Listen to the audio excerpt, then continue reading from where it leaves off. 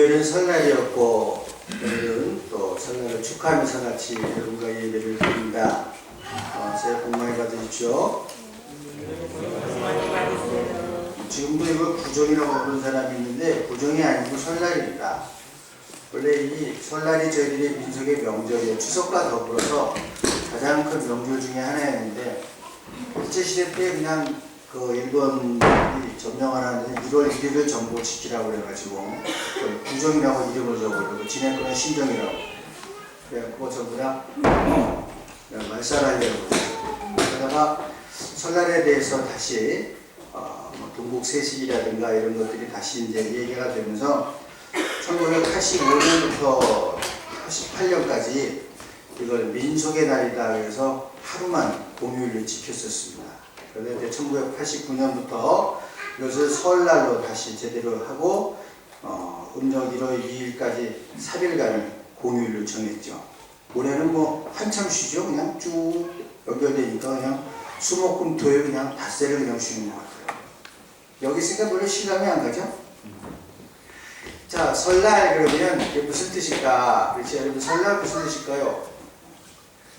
사실은 국어학자들이 이렇게 연구를 하면 어원이 한 3가지 정도 있다고 해요. 그냥 낯설다 그러죠. 낯설다. 그래서 새해가 시작되어서 낯선 한 해가 시작된 얘기입니다. 낯설다. 그래서 참 낯설고 잘 모르는 새로운 시간이다. 그래서 설날이다. 그렇기도 하고 또 하나는 뭐냐면 새 날이 시작된 날이다. 선날이라고 해요. 서 있는 선날. 그래서 선날이 나중에 연호가 돼서 설날이 되었다. 하여튼 새롭게 시작한다는 그런 의미를 가지고 있습니다. 또 하나는 뭐냐면 세 번째는 설날이라고 하는데 처음에 시작하는 것이기 때문에 조심해서 가만히 있다. 삼가한다. 설다라고 하는 그래서 삼가하고 조심하는 날이다. 이런 3가지 의미가 있다고 합니다. 이게 설날의 의미입니다. 그래서 설날을 맞을 때 새해가 시작되는데 이 새로운 시간이 어떻게 전개될지 우리가 아직 알 수가 없고 또 완전히 우리가 다 예상할 수 없는 그런 시간들이기 때문에 새로운 시간이고 낯선 시간이고 그래서 삼가하고 조심해야 되는 시간이다. 이렇게 저희들이 생각해 볼 수가 있겠습니다. 자, 오늘 설날에 주시는 말씀은 예수님께서 광야에서 시험 받으신 그런 말씀입니다.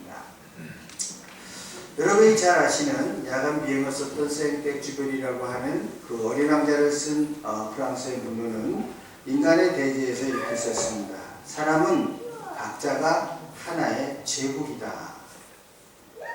그것은 무엇인가 하면 한 사람 한 사람이 세상 무엇과도 바꿀 수 없는 절대적인 가치를 지녔다고 하는 것입니다. 어느 한 사람도 다른 사람에 비해서 가치가 적다거나 가진 것이 적다고 해서 가치가 떨어지거나 나이가 먹었다고 해서 가치가 떨어졌다고 할 수 없다 그런 얘기입니다. 인간은 모두 한 사람 한 사람이 그 나름대로의 제국이라는 얘기입니다. 그래서 윤리학에서 어려운 일이 이런 게 생깁니다. 한 방에서 갱도가 무너졌습니다. 한 사람이 매몰되었는데 그 사람을 구조하려고 하는데 구조하다가 10사람이 죽을지도 모릅니다. 그때 그 사람들을 구해야 되냐 말아야 되냐. 숫자로 계산하면 10명이 죽는 것보다 1명이 죽는다고 생각할지 모르겠지만 우리는 그 광부를 구해야 된다고 말합니다. 그래서 그 글과 생각은 아름답지만 그것만으로는 명쾌한 답을 내릴 수 없는 그런 상황들도 있습니다. 1804년에 오래된 이야기인데 카나다의 해안에서 40명이 탄 배가 난파했습니다. 근데 그 사람들이 갖고 있는 구명보트가 12명만 올라갈 수가 있었어요. 지금처럼 넉넉하고 장비가 좋을 때가 아닙니다. 12명이 넘으면 다 빠져 죽어요. 40명이 그 배에 매달렸는데 12명밖에 탈 수가 없었어요. 그래서 어떤 사람은 자진해서 뛰어내린 사람도 있고 그래도 안 되니까 선장은 나이 든 사람부터 뛰어내리라고 했어요. 내리시라고. 여러분 어떻게 생각하십니까? 선장의 결정에 대해서. 선장은 고심 끝에 그 폭풍우를 견뎌낼 수 없을 듯한 노약자부터 내리게 했는데 보트에 남은 사람들의 12명은 구조가 되었습니다. 그런데 법정은 그 선장에게 학살죄를 물었습니다. 이런 경우를 우리는 도덕적 딜레마라고 합니다. 이게 참 난감한 거예요. 요즘 이 도덕적 딜레마가 어디서 제한되고 있는 거는 인질입니다. ES라든가 또는 소말리아에서 인질을 잡고 돈을 요구합니다. 어떤 정부에서는 인질하고는 절대 타협을 하지 않는다고 하지만 나중에 알고 보면 돈을 주고 풀어준 경우도 적지 않습니다. 그런데 그 100만 불씩 되는 그런 돈을 가지고 엄청난 무기를 사들여서 더 많은 인질을 잡아들이거나 더 많이 사람들을 사살합니다. 그래서 그 한 사람을 참수당하도록 그냥 두느냐 돈을 주고 푸느냐, 이게 오늘날 우리들이 똑같이 당하고 있는 도덕적 딜레마입니다. 과연 어떻게 할 수 있을까? 한 사람을 구하려다가 희생이 더 커질 수도 있습니다. 이게 정말 도덕적인 딜레마입니다. 오늘 성경 말씀에 예수님이 시험 받으신 이야기가 있는데 그 시험이 참 매력적이라서 간단하게 처리하기는 너무 힘들다는 시험의 딜레마가 여기 있습니다. 예수님이 요단강에서 세례를 받으시고 나서 인적이 없는 방에 나가셔서 시험을 받으십니다. 여러분 아마 이 장면들은 많이들 읽으셨고 많이 보셨을 줄로 압니다. 오늘 예수님이 세례를 받으신 이유는 성경의 말씀을 다 이루시기 위해서고 또 우리들을 구원하시기 위해서 모든 말씀을 이루시기 위함이다 그랬습니다. 그래서 이제 광야의 시험을 받으시게 되었는데 이 시험이 어떻게 다가오는가 하면은 항상 성경에 말씀하시기를 내가 정말 하나님의 아들이면 이렇게 다가옵니다. 여러분이 신앙생활에서도 구체적으로 저희들이 조목조목 짚지를 않아서 그렇지 이와 같은 시험들이 참 많이 있습니다. 저희들이 설날을 맞습니다마는 설날을 맞고 시작하는 새해에도 이렇게 수많은 이런 시험들이 이러한 모습으로 다가올 겁니다. 당신이 교회를 다니는 사람이라면, 당신이 하나님의 자녀라면 성경에 말씀하시기를 이러한 모습으로 시험이 다가올 수 있다고 하는 것입니다. 그러면 종종 거기서 우리가 그런 도덕적인 딜레마라든가 이런 시험의 딜레마에 빠지게 됩니다. 3번의 시험을 받았는데 사탄이 다가와서 시험할 때는 항상 그 모습이 여러분 좀 만화에서 그런 것처럼 뭐 새까맣게 옷을 입었거나 머리에 뿔이 났거나 도깨비 같은 무시무시한 그런 모습으로 다가오지 않았습니다. 대단히 참 친구를 걱정하는 다정한 친구의 모습으로 다가왔습니다. 그래갖고 사탄이 그렇게 접근을 해서 조용히 얘기하는 거예요. 어지럽게 얘기하지 않습니다. 그리고 오늘날 사단도 진화하는 것 같아. 옛날에는 뭐 창 들고 도끼 들고 그랬는데 요즘은 그렇게 일하는 사단이 없는 것 같아. 그래서 조용히 다가오고요. 그리고 사단이 정면으로 힘으로 맞닥뜨리지 않습니다. 힘과 힘이 부딪혀서 꽝 하고 힘겨루기를 하는 것이 아니라 가장 약한 면을 살짝 건드리고 합니다. 당신이 하나님의 아들인데 어떻게 이렇게 비참하게 굶을 수 있냐? 당신이 예수를 믿는 하나님의 자녀인데 네가 어떻게 이렇게 어려움을 당할 수 있겠어? 이렇게 다가오는 거예요. 그런 조건부를 가지고 오죠. 하나님의 아들이 어떻게 이렇게 불쌍한 모습으로 고통당할 수 있습니까? 이것은 하나님의 뜻이 아닐지도 모른다. 이렇게 은근히 유혹을 하게 됩니다. 이 시험이 무섭습니다. 네가 정말 하나님의 자녀라면, 네가 정말 예수 믿는 하나님의 자녀라면 이건 아니지 않냐? 이렇게 다가온다고 하는 것입니다. 그래서 참 어렵습니다. 그 시험에 우리가 깨닫고 맞닥뜨리기가 쉽지가 않습니다. 실제로 예수님이 돌을 떡으로 만들어 가라 했을 때 무슨 뭐 그런 기적을 해서 뭐 큰 뭐 명성을 얻어라 그런 얘기가 아니에요. 너무너무 배가 고픈데 40일을 굶었다고 하면요 이게 돌이 떡으로 보일만 합니다. 떡이 아니라 빵이라고 할 수 있습니다. 저희들이 이스라엘 성지 순례를 가서 이집트로 내려가면 이제 이집트 국경을 건너서 시내산으로 가게 되는데 그 이집트 국경 가까이 가면은 거기에 있는 돌들이 진짜 딱 빵처럼 생겼습니다. 그걸 보면 야, 진짜 저거 빵으로 만들려고 하면 했겠다. 그냥 삐죽삐죽한 돌이 아니에요. 그걸 내려가면요 그 돌이 깎여갖고 꼭 요만한 빵처럼 생겼어요.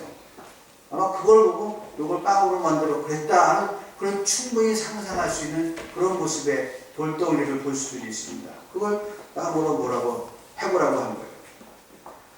하나님의 아들이라면 돌을 떡으로 만드는 건 일도 아닙니다. 물도 포도주로 만드는데 돌 위에 떡이 안 될 수가 있겠습니까? 참으로 은근한 유혹이고 배고픈 사람에게 굉장히 거부하기 힘든 유혹인데 중요한 건 예수님이 돌을 빵으로도 만들 수 있지만 당신의 힘을 자기를 위해서 쓰지 않는다고 하는 것입니다. 예수님이 십자가에 달리실 때에도 옆에 달린 강도들을 천국으로 인도하시긴 했어도 자기의 고통을 덜거나 자기를 하나님의 아들로 내보이기 위해서 그 힘을 쓰시지는 않았습니다. 두 번째는 더욱 아주 교묘한 시험이었습니다. 예루살렘으로 데리고 가서 성전 꼭대기에 세우고 당신이 하나님의 아들이거든 뛰어내려 봐라 그랬습니다. 그러면서 성경 말씀을 인용했어요. 사탄도 성경을 많이 보나봐. 그 시편 91편을 아마 외웠겠죠? 근데 성경책을 들은 것 같진 않고 외웠을 텐데 그런 거예요. 시편 91편에 하나님이 천사들을 시켜 너를 시중들게 하시리니 그들이 손으로 너를 받들어 너의 발이 돌에 부딪히지 않게 하시리라. 이 시편 91편의 말씀이거든요. 그러니까 네가 뛰어내리면 내 발이 돌에 다치지 않도록 천사를 시켜서 받아주지 않겠느냐. 뛰어내려라 이래요. 성경으로 시험을 합니다. 믿고 뛰어내려보라. 어떻습니까? 우리 종종 그런 얘기 많이 하잖아요. 믿고 해보라. 믿고 뛰어내려보라. 눈 딱 감고 뛰어내려보라 이런 것입니다. 그래서 네가 하나님의 아들이라는 것을 세상에 내보여보라는 것입니다. 아, 신앙생활 하면서 이런 유혹을 얼마나 많이 받는지. 이게 참 신앙적인 것 같고 굉장히 많은 유혹을 받습니다. 그런데 하나님을 물질로 시험하고자 하는 사람은 결코 하나님에게 순종하는 사람이 될 수가 없습니다. 내가 하나님의 자녀이거든 기도하고 주식 투자하고 기도하고 복권을 사고 그래서 기도하고 산 복권이 맞음으로 네가 하나님의 아들임을 증명해 보이라. 그런 얘기가 똑같습니다. 성전에 네가 하나님의 아들이거든 성전에서 뛰어내려보라 하는 것이나 네가 하나님의 자녀라면 기도하고 복권 사고 기도하고 주식 투자하고 그런 얘기입니다. 뭔 얘기 같습니까? 오늘 한국 교회에서 교회 여유 자금으로 땅 사겠다고 주식 투자했다 날려갖고 지금 체포돼서 들어가 있는 교회 인사들이 다 이런 분들입니다. 그분들 다 내가 알기로는 기도하고 믿음으로 주식 샀을 겁니다. 하나님께서 이 주식을 뻥튀겨 주시겠지. 그런 믿음으로 샀어요. 분명한 건 성경에 보면 물질로 하나님을 시험하는 사람들은 결코 하나님을 만날 수가 없습니다. 순종하는 모습들입니다. 이 미묘한 차이, 이 미묘한 붙어있는 것 같지만 그게 믿음인 것 같은데 그게 아니에요. 예수가 받는 시험의 이 세 가지 의미는 오늘날 우리들의 신앙생활 가운데 상당히 시사하는 바가 큽니다. 우리가 자칫하면 이게 하나님께서 무조건 해주실 것으로 기대하고 믿고 주식 투자하고 믿고 복권 사는 것과 똑같은 일들이 있다고 하는 것입니다. 세 번째는 더 힘듭니다. 아주 높은 곳에 올라가서 세상에 있는 모든 영광과 영화를 다 보여주고 내게 한 번만 잘하면 모든 걸 내게 주겠다고 하는 것입니다. 한 번만 잘하면 누가 볼까요? 왜 중요한 건요, 보는 사람이 없다는 겁니다. 요즘처럼 뭐 에베레스트까지 사람들이 올라갈 때도 아니고 높은 산에 올라가서 악마하고 단둘이 있는 거야. 그리고 나한테 절하면 모든 것을 내게 주겠다. 딱 한 번만 전하는. 근데 여러분 여기 중요한 시험이 있습니다. 이건 딱 한 번이 아니라 전부를 주는 겁니다. 한 번 전하는. 전부를 주는 거예요. 근데 많은 사람들이 딱 한 번이라고 생각합니다. 이것만 지나서 그럼 다 다른 건 편해질 거라고 생각합니다. 오늘날 제일 많이 받는 참 무서운 시험입니다. 가끔 팔자 고칠 만한 기회가 주어지고 한 번만 눈 감으면 이런 시험이 올 수도 있습니다. 모르겠습니다. 저희들은 회사에서 돈을 만지거나 그런 사람들이 아니기 때문에 그렇지만 아마 큰 돈을 만지던 사람들은 딱 한 번이라는 유혹이 굉장히 강렬한 것 같아요. 제가 경험한 사람은 지금은 뭐 다 고전이 됐습니다만 예전에 이제 병원 이런데 컴퓨터 시스템을 처음 도입할 때입니다. 여기 이제 공대 다니시는 분들은 많이 아시겠습니다만 그때는 키펀치라고 하는 걸 했거든요. 다타를 전부 다 키펀치로 빵빵빵빵 뚫어서 전부 다 입력을 할 때예요. 그 입력하고 소프트웨어를 갖다 놓고 전부 다 다타를 집어넣고 데이터베이스를 마련하는데 한 2년은 걸려요. 그래갖고 이 시스템이 돌아가는데 제가 그랬죠. 머리 좋은 사람들이 범죄할 가능성이 2배 이상 된다고. 그 중에 굉장히 머리가 비상한 아가씨가 하나 있었어요. 그 구멍을 빵빵빵 뚫다 보니까 이게 별거 아니거든. 누가 알 수도 없어요. 큰 병원 하나에 회계가 웬만큼 집어간다고 그거 발견하기도 힘들어요. 무슨 생각을 했을까요? 그냥 공짜를 하나씩 더 뺐지. 그래갖고 10,000원 쓴 거는 1,000원 썼다고 그러고 100,000원 쓴 거는 10,000원 썼다고 그러고 차액을 전부 다 챙겼어요. 그걸 컴퓨터로 했기 때문에 글씨를 쓴 거면 기록에도 남아있는데 찾을 길이 없는 거예요. 근데 연말 정산하니까 엄청난 돈이 비는데 컴퓨터를 처음 도입했을 때 이야기입니다. 찾을 방법이 없어요. 그래갖고 이게 그렇죠. 힘주고 있는데 물증이 없는 거야. 잡을 방법이 없어요. 큰 돈은 손해를 받고. 그 아가씨는 뭐 묵묵히 회사 잘 다니고. 근데 여러분 그게 그렇게 가려지는 게 아니더라고요. 나중에 보니까 참 뛰는 놈이 나는 놈이 있다고. 자기가 다 지워도 컴퓨터 하시는 분은 아실 거예요. 흔적이 남습니다. 그 흔적을 찾아낼 수 있는 기술자를 받는 거야. 그 사람이 결국은 잡았습니다. 그래서 해고당하고 이제 뭐 처리는 그렇게 했습니다만 그게요 한 번만 눈 감으면 수억이 그냥 굴러 들어오는 거예요. 뭐 한때는 영자 하나씩만 덜 치면 돼. 하루 이틀. 병원에서 하루 이틀이에요. 공짜 하나씩만 들쳐버리면 그거 찾기도 힘들어. 이게요 사람들이 받는 유혹입니다. 실제로 크고 작은 이런 많은 유혹을 받습니다. 그리고 우리가 실제로 한번 눈 감아버리고 지나간 일도 많이 있습니다. 근데 그걸 우리들에게 다시 한번 기억하게 하고 상기시키고 한 번이 전부이다 하는 것을 가르치는 게 예수님이 시험에서 우리에게 주시는 말씀입니다. 예수님이 받으시는 이 시험은 예수님이 혼자 받으시는 시험이 아니라 바로 우리가 받는 시험이고 바로 그 광야에 우리가 서 있음을 아셔야 됩니다. 우리는 전부 예수님이 시험 받으신 그 광야에 서 있는 사람들입니다. 신앙과 교회를 이용해서라도 배불리고 싶고 배가 부르면 내가 누구라고 유명해지고 싶고 그리고 권력을 쥐고 싶어하는 우리가 바로 그 광야에 서 있는 사람들인 것을 아셔야 됩니다. 모르겠어요. 여기 있는 분들은 대부분 우리 이제 집사님 권사님들은 연세가 드셔서 그런 일로부터 이제 다 떠나 계시기 때문에 비교적 심령이 평안하신 분들 이런 유혹을 별로 안 받으시죠? 그런데 청년들은 아직도 그런데 접근을 안 해봤기 때문에 그게 또 무슨 소리인지 잘 몰라요. 그러나 현장에 있는 사람들은 매일 받는 유혹입니다. 실제로. 그리고 그런 일들은 거의 매일 일어나다시피 합니다. 매일 그런 일이 신고 들어오고 조사하고 그렇습니다. 근데 그 모든 권세는 예수님께서 그러한 권세, 그러한 힘을 가지신 것은 십자가와 부활 이후에 이것을 기억하셔야 됩니다. 그래서 그것은 쟁취한 것이 아니라 하나님이 부여한 것이었습니다.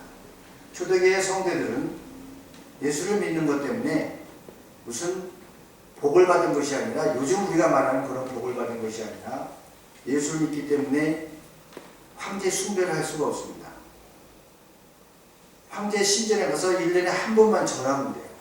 그러면 그 배샤임을 줍니다. 이 사람은 황제 신전에 참배했다. 그 별거 아닌데 보통 사람들이 살 때는 전혀 문제가 되지 않아요. 그런데 장사를 하려고 가게를 열려고 하면 그 문서를 제출을 해야 돼요. 근데 황제 숭배를 안 했기 때문에 무슨 장사를 할 수도 없고 우선 뭘 하려고 하면 항상 걸리는 거예요. 이 증이 하나 없는 거예요. 그걸 전부 다 감수했다고 하는 것입니다. 예수를 믿어서 사회적인 지위를 얻고 재물을 얻고 장사가 잘 되고 적당한 권세를 얻는 것이 아니라 예수를 믿기 때문에 황제를 섬길 수가 없었고 그래서 장사를 포기해야 됐고 때로는 이웃으로부터 배척을 받게 되었던 것이 바로 예수를 믿는 사람이었다고 하는 것입니다. 사탄이 우리를 시험할 때 우리가 역겨워할 만한 그런 방법으로 시험하지는 않습니다. 장면을 보면 광야에 있는 예수님한테는 복음처럼 들립니다. 배고픈 그 사람에게 빵에서 먹으라고 그래요. 이제 전도를 하고 큰 선교의 사역을 해야 되는데 유명해지라고 하고요. 아주 유일한 해답인 것처럼 보인다 이럽니다. 이 사탄의 제의가 복음처럼 들리지 않습니까? 유일한 기회요. 오직 이 기회밖에 없는 것으로 들리지 않습니까? 근데 예수님은 이런 제안을 거절했습니다. 설사 예수님이 빵을 만들어 먹었다 해도 굶주린 예수님은 이해할 수 있었을 것입니다. 또 하나님의 아들이 아버지가 보호해 주실 것을 믿고 의지하면 된다고 생각할 수도 있습니다. 그런데 예수님이 광야에서 이 사탄의 제의를 받아들였다면 어떻게 되었을까요? 대단히 바빠지셨을 겁니다. 우선 성전에서 뛰어내려갖고 무슨 슈퍼맨 되셨으니까 유명한 사람이 되고, 여러분 아시죠? 유명한 사람들한테 여기서 예능 프로그램에 나오라고 하잖아요. 그리고 토크쇼에도 나가야 되고. 그래서 기자회견에 회의에 바쁠 것입니다. 그 유명 인사라고 하는 것은 유명해지기 위해 수단 방법을 가리지 않고, 그리고 유명해지면 눈앞에서 숨기를 원하는 사람입니다. 이게 유명인사예요. 우리 친구, 그 의사인 친구가 있는데 좋은 아파트에 사는 거예요. 근데 거기에 연예인들이 한둘 사는 모양이야. 근데 가관이라고 그러더만 차가 하나 뜩 쓴대요. 그럼 사람이 안 내려. 그리고 기사가 내리든지 매니저가 내려서 앞뒤 휘휘휘 둘러보고, 근데 문을 탁 열고 확 뛰어들어가대요. 이게 유명이잖아. 유명해지기 위해서 수단 방법을 가리지 않고, 유명해지면 사람 만나기가 두려운 사람이 유명해집니다. 그리고 아마 그렇게 유명해졌으면 예수님이 골고다에 십자가를 지고 오르지 않으셔도 되었을 것입니다. 성전 꼭대기에서 뛰어내렸다면 어떻게 됐을까? 하나님을 무조건 믿으라는 요구를 했던 것입니다. 목숨을 건 시도가 되겠죠. 뛰어내리지 않는 것이 믿음이 없다는 증거가 아닌가, 그런 생각이 들어요. 믿는 마음으로 뛰어내려보라. 그 유혹과 믿는다고 뛰어내리는 그 배후에는 뭐가 있는가 하면 자기의 의지가 있습니다. 이거는 뭐냐면 하나님께 요구하고 하나님께 강요하는 자기 의지가 있다는 거예요. 하나님께 요구하는, 뛰어내릴 테니 받으시오 하는 자기 의지와 강요가 있습니다. 그렇지 않습니까? 이거는요, 뛰어내릴 테니까 받으세요. 그건 자기 의지입니다. 하나님의 의지와 하나님의 뜻과는 전혀 관계없어요. 근데 이것을 사람들은 믿음이라고 착각하거나 포장합니다. 대단히 미묘한 차이지만 신앙생활에 결정적인 차이가 될 수도 있습니다. 이건 신앙이 아닙니다. 신앙의 행위가 아닙니다. 맹목적인 멸광주의라고는 할 수 있겠지만 하나님에게 나를 신앙의 영웅으로 인정하라는 얘기입니다. 내가 띄워드릴 테니 받으시고. 건전한 신앙이 아닙니다. 사단의 시험이라고 하는 것은 추상적이거나 적당히 오는 게 아니라 아주 구체적인 힘으로 옵니다. 그래서 낭만적으로 뭐 해도 되고 안 해도 되고 이렇게 되는 게 아니라 아주 심각하게 다가온다고 하는 것입니다. 하나님에 대한 신뢰를 흔들어버리고 오염시키고 창조의 질서를 어지럽게 합니다. 그 시험은 구체적으로 굶주림, 공포, 고독, 우리가 견디기 어려운 모든 것을 통해서 시험합니다. 정말로 없어서 죄를 짓거나 무서움과 공포 때문에 타협하거나 외로움에 죄를 짓는 수많은 사람들이 있습니다. 그런데 때로는 내가 너무 강하게 느껴지고 능력 있게 생각이 되어서 하나님이 없어도 모든 일을 잘 해낼 수 있는 생각이 들 때가 있습니다. 예수님은 이 모든 시험을 겪는 우리와 함께 광야에 같이 서 계신 것입니다. 굶주린 사람에게 빵처럼 유혹이 되는 것이 어디 있겠습니까? 예수님이 5,000명의 사람들을 빵 5개와 물고기 2마리로 먹이시는 기적을 행하셨지만 자기의 허기를 메우기 위해서는 기적을 행하지 않았습니다. 또 기억해야 될 것은 사람이 떡으로만 살 것이 아니요 하나님의 입으로 나오는 모든 말씀으로 살 것이라는 말씀을 굶고 있는 사람에게 하신 일도 없다고 하는 것입니다. 5,000명을 먹이신 그 기적으로 자기가 먹겠다고 돌을 빵으로 만드신 일도 없지만 굶는 사람에게 빵으로만 사는 게 아니라 말씀으로 살 것이다 이렇게 얘기한 적도 없다는 얘기입니다. 그리고 두 가지 면을 다 찾아보셔야 됩니다. 사람들은 신앙생활도 무엇인가 눈에 번쩍 띄는 기적 같은 것들을 요구하지만 하나님은 그런 병이 낫고 기적이 일어나는 뿐만이 아니라 바로 이 광야 같은 우리들의 일상생활에도 현재하시고 같이 하신다고 하는 것입니다. 지금 이 세계에서 굶는 사람이 얼마나 많은지는 여러분들이 잘 아실 것입니다. 이게 돌을 빵으로 만들어서 먹이지 않으시는 하나님의 책임입니까? 아니면 먹는 게 남아더라도 나누지 못하는 우리들의 책임입니다.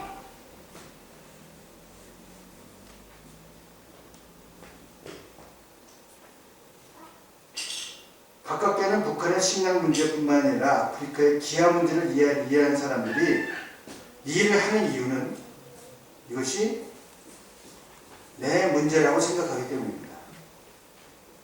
그건 저 위에 있는 나쁜 놈들이 한 것이 아니라 바로 우리들의 문제라고 생각하기 때문에 우리 교회의 문제라고 생각하기 때문에 그 굶는 게 굶어 죽는 게 여러분 굶어서 죽는다고 생각해 보세요. 얼마나 고통스럽고 괴로운 일인가. 비겁해지고 타협해서라도 빵을 먹고 싶은데 그나마도 그 빵이 없어 굶어 죽는다고 생각해 보십시오. 지금 우리가 살고 있는 이 지구상에서 이게 누구 잘못이고 돌을 떡으로 만들지 않은 하나님의 잘못이거나 위에 있는 사람의 잘못이라고는 얘기할 수 없습니다. 바로 광야에서 있는 모든 우리들의 문제이고 우리 교회 문제라고 생각하기 때문에 그 일들을 감당하는 것입니다. 여러분들이 지금도 저희 협의회가 이 1년에 한 번씩 총회라고 협의회 회비를 저희 교회에서 냅니다. 자세히 말씀은 다 못 드리지만 굶어 죽어도 애들이 굶어 죽는 것도 너무하죠. 그래서 그 중에 많은 부분들이 이 독일에 있는 분유를 사서 북한으로 보냅니다. 그래서 우유를 다른 굶어줘서 죽는 애들이 없도록 매년 컨테이너로 북한 기독교에 저희들이 지금 분유를 보내고 있습니다. 조그만 일이지만 여러분들은 나하고 무슨 상관이 있겠냐 하지만 여러분들 같이 거기에 동참하고 계시고 우리의 문제도 느끼고 생각하는 사람들입니다. 지금도 제가 기도하는 것은 우크라이나의 사태가 지금 보통 심각한 게 아닙니다. 정말 비참해요. 빵 한 개 때문에 수많은 타협을 하고 비겁해져야 되는 그런 상황입니다. 굶어 죽지 않기 위해서. 또 가족을 굶기지 않기 위해서. 그래서 거기에 저희가 선교를 가는 헝가리에 교민들이 있어요. 우크라이나에. 근데 지금도 헝가리 개혁교회 교인으로 신앙생활을 하고 있고 교회에도 200~300명씩 모여 신앙생활을 합니다. 그 헝가리 개혁교회예요. 우크라이나 교회가 아니고. 아직도 헝가리 말로 얘기해요. 그런데 먹을 빵이 없어요. 너무 비참해. 오래전에 저희 선배 선교사님들이 거기 빵을 만드는 기계를 기증을 했습니다. 근데 지금은 빵을 만들 밀가루가 없어요. 지금 제가 기다리고 있습니다. 어느 정도까지 우리가 도울 수 있는지. 그래서 조만간 저희들이 재직들과 얘기를 해서 우크라이나 쪽에도 빵을 만들 수 있도록 밀가루를 보내는 프로젝트를 지금 계획을 하고 있습니다. 적어도 우리가 사는 이 땅에서 우리가 알고 있는 한 굶어서 죽는 사람 없어야 되기 때문에 그거를 그거야 나라님 잘못 만나서 그런 거지 이렇게 얘기할 수 있냐 이거거든요. 적어도 우리가 성경을 알고 있다면 이것이 바로 우리가 서 있는 우리들의 문제라고 같이 고백할 수 있어야 돼요. 그래서 지금 그쪽에 있는 비숍에게 연락을 해놓은 상태예요. 도대체 어느 정도의 빵이 필요하고 어느 정도의 밀가루가 필요한 건지 가능한 수단을 동원해서도 우크라이나로 밀가루로 들여보내려고 해요. 빵을 기계는 내년에 갖다 놨으니까. 여러분 광야의 삶과 우리들의 인생길에서 돌을 빵으로 만드는 기적만을 바라고 살지 마십시오. 그런 기적이 없어서 못 믿고 믿음이 흔들린다면 허기진 예수님을 돌로 빵을 만들도록 유혹하는 사단의 시험은 아닌가 돌아보십시오. 예수님이 겪으신 광야의 시험은 바로 오늘 우리의 신앙생활에 아주 구체적으로 현재합니다. 나도 그 빵을 무슨 수단으로든 내 손에 갖고 싶다는 유혹입니다. 나도 무슨 수를 써서라도 재물로 커지고 싶고 힘을 가지고 싶다는 유혹입니다. 헐리우드 영화는 성전 꼭대기는 아니더라도 빌딩 꼭대기에서 뛰어내리는 슈퍼맨과 스파이더맨과 람보를 만들어냈습니다. 그것은 무엇인가 하면 우리가 종종 꿈꾸는 힘을 추구하는 우리의 모습들이 있기 때문에 헐리우드는 그 심리에 초점을 맞춰서 영화를 만들었고 만드는 족족 히트합니다. 왜? 우리는 모두가 그런 꿈과 허망한 꿈을 가지고 있기 때문입니다. 그런 힘에 대한 동경을 그린 것이 영화입니다.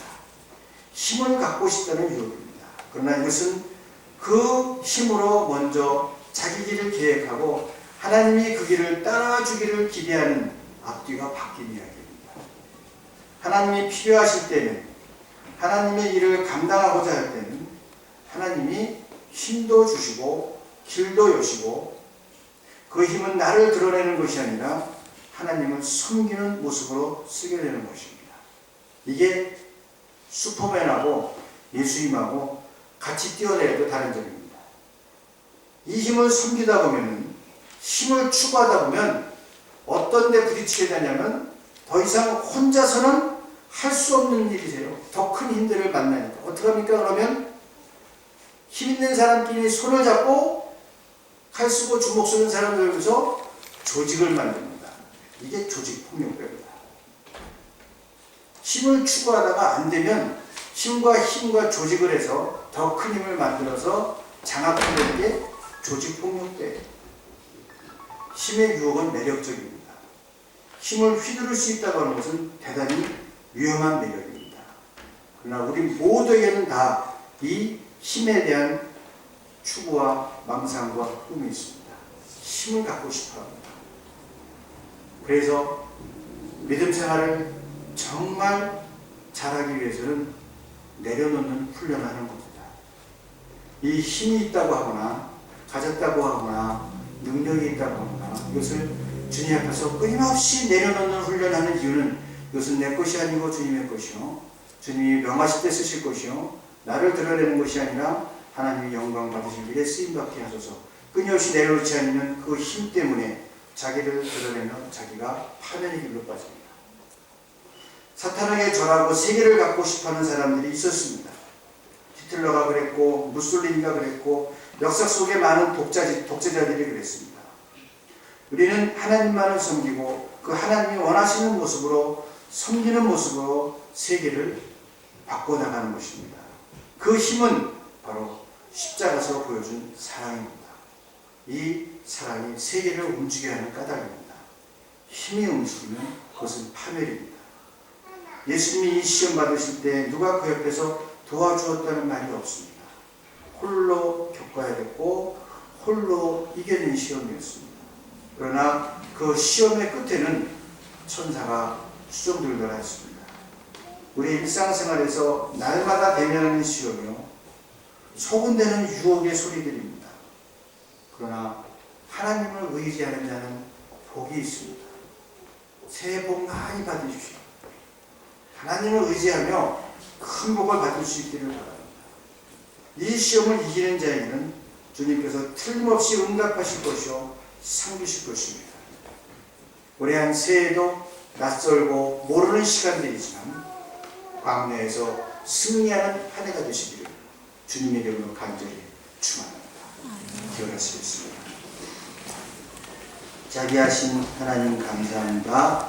우리들의 삶 속에서도 또 한 새로운 시간과